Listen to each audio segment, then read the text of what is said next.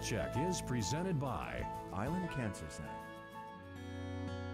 My connection to cancer has always been personal. I lost 2 grandparents to cancer, but I have a younger cousin who was diagnosed with cancer as a kid. He's in college now and thriving. In the summer of 2013, my mom was diagnosed with breast cancer. Thankfully, it was caught early, and after surgery and radiation, we celebrated her triumph over cancer at the 2014 Relay for Life with our own family team that year. Team It's a family affair to give back to the American Cancer Society and all they do to ensure patients live after a diagnosis.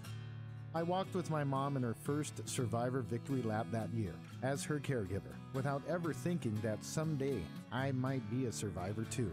Just after a few short months after that relay experience, I had a few bouts of severe abdominal pain, and my doctor ordered a number of tests that came back inconclusive. So she ordered that I have a colonoscopy.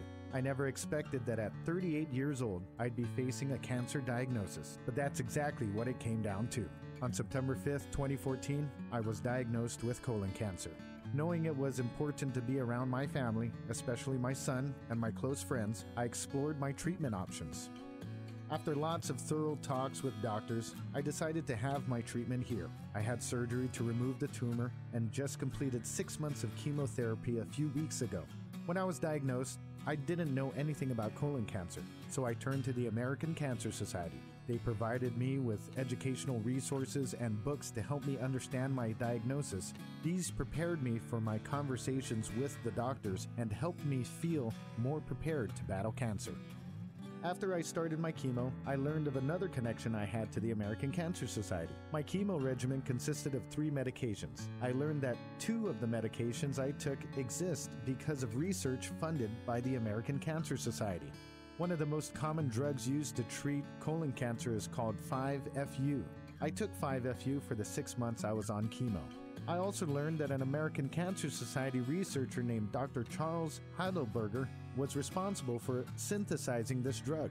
It's been used for over 40 years as a first-line treatment for colon cancer. If you've had colon cancer, chances are you've taken this medication too and can now relate to how research by the American Cancer Society impacted you personally. In the 1990s, another American Cancer Society grantee, Joseph Bertino, MD, used a compound called leucovorin to improve the life-saving effects of 5-FU. This is something that was included in my treatment as well, so I am living proof that research funded by Relay for Life works and is available here on our island. When you're diagnosed with cancer, many things run through your head. But one of the biggest things that stays with you is the hope that whatever medication you take works. Having access to treatment is one thing, but having access to treatment that works and saves your life, that's an entirely different thing. I fully anticipate living a productive cancer-free life, and I look forward to walking with my mom at this year's Relay for Life. I relay and will continue to relay because the American Cancer Society stands for the hope that we will find a cure and we will find treatment that works for all types of cancers. There is no other local organization that holds this promise to cancer patients and their families. I want to thank everyone who has ever contributed or fundraised for Relay for Life. I am alive today because of research that you made possible. I am a perfect example of how funds raised at Relay translate into medicine that works to save lives when we need it the most. Health Check is presented by Island Cancer Center.